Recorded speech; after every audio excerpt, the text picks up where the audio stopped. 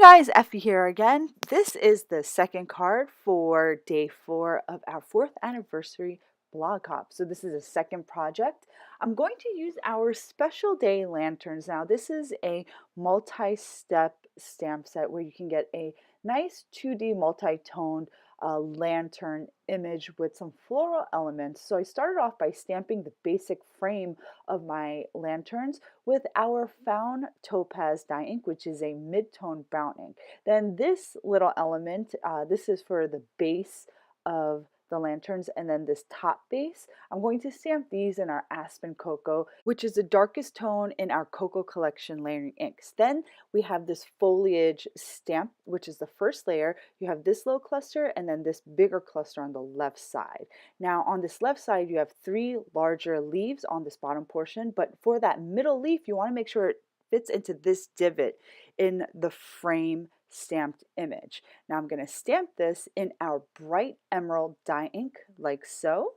Then I'm going to stamp the second foliage stamp. Now you have this larger leaf on the bottom, and you want to make sure it fits over the more solid leaf that's already stamped. So this second layer leaf stamp, it's easier to stamp because you have more guides after you've stamped that first layer. And I use our Ocean Teal dye ink to stamp the second layer. Then I'm going to go ahead and stamp the florals. For the first layer solid floral, I'm going to use our soft garnet, then red sangria for that second darker shaded layer.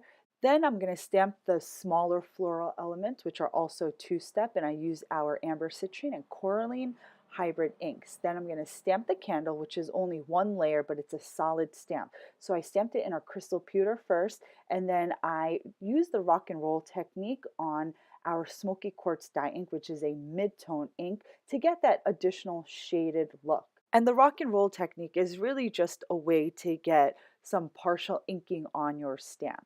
And then for the last part of the candle, I stamped the flame in our amber citrine. Now I'm just going to repeat the same stamping process for this smaller frame. And the leaves for the smaller frame only come with 1 stamp, not a 2-step layered stamp. And then for the smallest frame, there are no florals for that stamp. Next, I'll stamp the sentiment in our Aspen Cocoa ink, and then I'll take the largest die from our Double Stitch Rectangles large die collection to just add stitching to my A2 stamped panel. This die will also cut your panel into an A2 panel, but since my panel was already A2 size, it just added stitching to all 4 edges. Next, I'll just mount this stamped panel onto a side folding A2 card base, and then lastly, I'll just add some of our Bermuda blue sequins to finish off my card. And I just added the sequins in a visual triangle over the face of my project. I hope you all enjoyed my projects and videos for the day. Don't forget to subscribe to our channel because I update it on a weekly basis, and I hope you'll stop by the blog to help us celebrate our 4th anniversary. We released 9 total stamps with coordinating dies for this release. So thanks so much for stopping by. I'll see you guys next time.